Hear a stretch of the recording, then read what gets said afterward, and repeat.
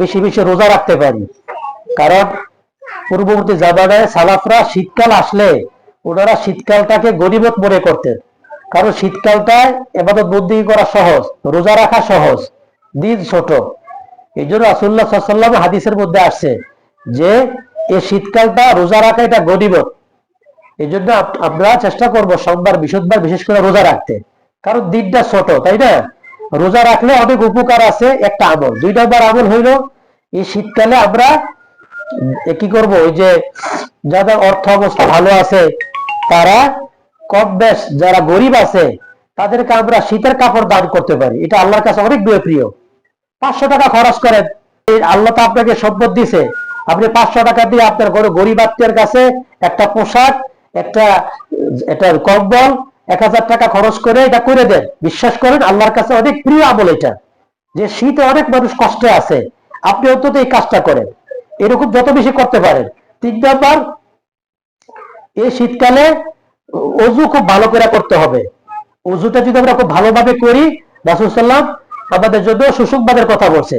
আমরা তাড়াহুড়া করবো না, সময় দিয়ে খুব সুন্দরভাবে ঘষে বেজে অজু করব। আরেকটা শীতকালের আমল হইল, সবচেয়ে শুদ্ধ আরেকটা আমল হইল এই যে কি করা, তাহাজ্জুদ নামাজ পড়া। যেহেতু রাত এখন বড়, আগে আমরা শুয়ে পড়ি গ্রামে, তো এই জন্য আমরা আগে শুয়ে পড়লে আপনি যদি মোটামুটি 4:30 বাজে ঘুম থেকে ওঠেন, তাও প্রায় 45 মিনিটের মতো সময় পাওয়া যাবে তাহাজ্জুদ নামাজ পড়ার জন্য। তাহলে এটা কত বড় সুযোগ। এখানে আমরা যারা আছি, বিশ্বাস করেন আমাদের জীবনে সকলের কম বেশ কষ্ট আছে। আমরা এই কষ্টগুলোকে কি করি, অন্য মানুষের কাছে বলে বেড়াই যে বোন, আমার ভাই, আমার এই কষ্ট, আমার এই সমস্যা, আমার আমার কি বলে স্বামীর এই সমস্যা, আমার ছেলের এই সমস্যা, মেয়ের সমস্যা, বিদেশে ছেলের এই সমস্যা, আমার বৌমার সমস্যা, কত সমস্যা। আপনি মানুষের কাছে সমস্যার মতো বলা দরকার নাই। আপনি শেষ রাতে ওঠেন, এটা অভ্যাস করেন যে যতদিন শীত আছে সপ্তাহে প্রতিদিন না পারলে অন্তত 2-3 দিন এমন করেন যে অবশ্যই আমি আমার ছেলে মেয়েদেরকে সবাই দিতে উঠাইবো। স্বামীরা স্ত্রীদেরকে দিয়ে, স্ত্রী স্বামীদেরকে দিয়ে সবারই রাত্রেবেলা জাগাই দেন। উঠে এবার 2-4 রাকাত তাহাজ্জুদ নামাজ পড়ে এবার আল্লাহর কাছে চোখের পানি জড়াইয়া আল্লাহর কাছে চান। কারণ ওই শেষ রাতে আল্লাহ তাআলা আমাদেরকে ডাকেন।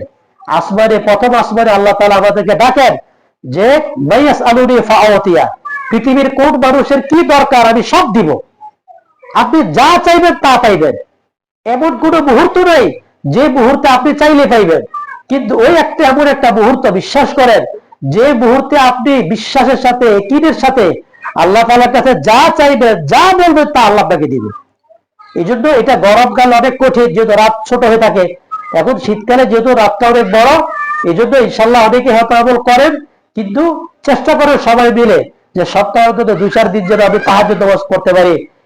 দিনই মিলে আল্লাহর কাছে উঠা চোখের পানি ঝরে আল্লাহর কাছে কান্নাকাটি করেন, চান সকল সমস্যা সমাধান চান, নিজের পবিত্র, নিজেকে আমল করা, নিজের আখলাক ঠিক করা, এগুলো যেন আমরা চেষ্টা করি। দেশের জন্য, দেশের জন্য, পৃথিবীর মানুষের জন্য, মুসলমানদের জন্য আমরা দোয়া করব। তো এইভাবে আমরা ইনশাল্লাহ শীতকালকে কাজে লাগাইবো। সর্বশেষ কথা, যে আমরা যে কোনো মূল্যে হোক যেন কোনোভাবে আপনার নামাজ না ছুটে যায়। একটু আগে যে কথাটা বলছিলাম, আমাদের এই যে সময়গুলো চলে যাইতেছে, এমন না হয় যে সময়টা বেশিরভাগ সময় আমার মোবাইলে চলে যাইতেছে, নাটক দেখতেছে, সিনেমা দেখতেছে, গান শুনতেছে। অনেকে অনেক এই যে বয়স্ক পুরুষদের কথা শোনা যায়, অনেক যুবক যুবতী তো আছে, বয়স্ক নারীদের কথা শোনা যায় যে তারা একাকী ভাবে গান শুনে, নাটক দেখে, সিনেমা দেখে। এটা বড় দুঃখজনক।